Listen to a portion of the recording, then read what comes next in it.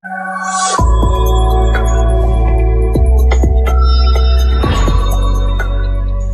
and welcome to the post-market update from Nirmal. I'm Hiral Daria. Clearly, if you go to see, it has been a pretty volatile day of trade that we saw. In fact, we did see good moves coming in the first half of the trading session. But clearly, at the close, you have Indian indices which have actually erased all the early gains, and we ended lower. In fact, if you see Nifty 50 as well, we ended well below that 9,000 mark. We ended below 8,950 to be precise.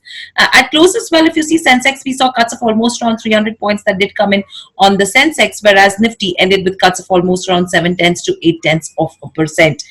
Moving away from these markets as well, clearly, if you go to see on the Sensex front as well, from the day's highest levels, we ended lower to the tune of almost around 1,189 points. So that's a massive downtick that we saw in terms of the Sensex, and it's a second consecutive session of losses that we've seen.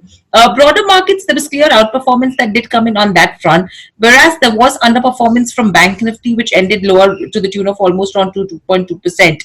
You had the Midcap and the Smallcap index, which ended almost 1.2% higher each. So there was somewhat of traction that was coming in terms of where the broader markets go. In terms of sectors as well, majority of the sectors actually came ahead and gave up gains. However, you still have the FMCG pack, which was the best performing sector. Taking consideration of the other sectors, you had auto, which ended with good cuts. So overall, it was mainly the auto pack, which was down 2%. Pharma ended cuts of around 0.1%, and the PSU Bank index ended with losses. Overall, the market breadth was pretty much skewed in favor of the gainers, because you had almost around 1,200 odd stocks which ended with gains, while around 588 stocks that ended with declines. So again, the breadth was in favor of the advances in today's session. It was mainly private financials that actually dragged the Nifty lower. So overall, if you see stocks like, say, HDFC Twins, Reliance Industries, Kotak Mahindra Bank, Bajaj Finance, these were few of the counters which actually were the largest contributors to the downtick that we saw in terms of Indian markets. Moving away from these ones as well, let's quickly highlight few stock specific action that we saw. Now, on the gaining front, you had UPL, which was the top gainer on Nifty 50, followed by HUL, Britannia, Shree Cement, HCL Tech, Nestle. So again, that's clearly giving you a picture, and an ITC, which saw gains of upwards of around 4%. So cement and FMCG was the space which actually saw good traction and was supporting the markets.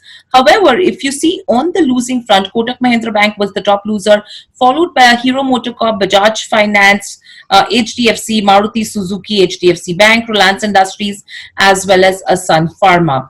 Moving away from Nifty 50, let's understand on the broader markets as well. So Dilip Biltcon, interestingly, has seen a smart move. The stock was locked in upper circuit, followed by Trent, Max Financial, Motherson Sumi, as well as Indian Hotel.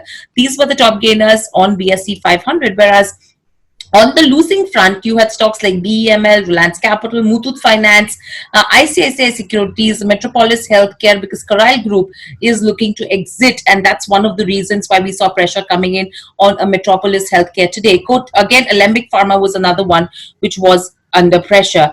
Let's understand which were the stocks, if any, did hit a 52-week high. So yes, you had a Cipla, Dr. Reddy's, and Sun Pharma, which hit a 52-week high on Nifty 50 today. So again, all coming in from the pharma side. So again, overall, if you go to see, if you have to talk about BSE 500, you had stocks like Sanofi India. That was one of the stocks that actually hit a 52-week high in today's day of trade. Whereas on the losing front, you had stocks like Godrej Industries from the broader markets that actually hit a 52-week low. Let's understand the movers and shakers as well in today's session. So HDFC Twins, RIL, and Kotak Mahindra Bank, these were the major ones that dragged the Nifty lower, whereas Motherson Sumi, they're planning to raise around 500 crores through NCDs, and that's what gave it support during today's session.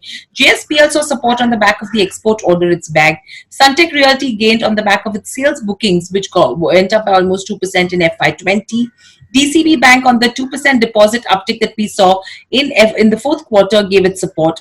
DFM Foods was surging in trade today. Dilip Biltcon we already mentioned, as well as Indian Hotels, which gained as much as 17%. So these have been the movers and shakers in trade. But overall, the kind of momentum that we saw in the first half of the trading session has been completely lost, and we did end lower for a second consecutive session.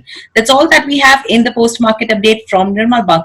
Thanks for watching. In fact, you could subscribe to our YouTube channel and follow us on Instagram, Twitter, and LinkedIn. Thank you.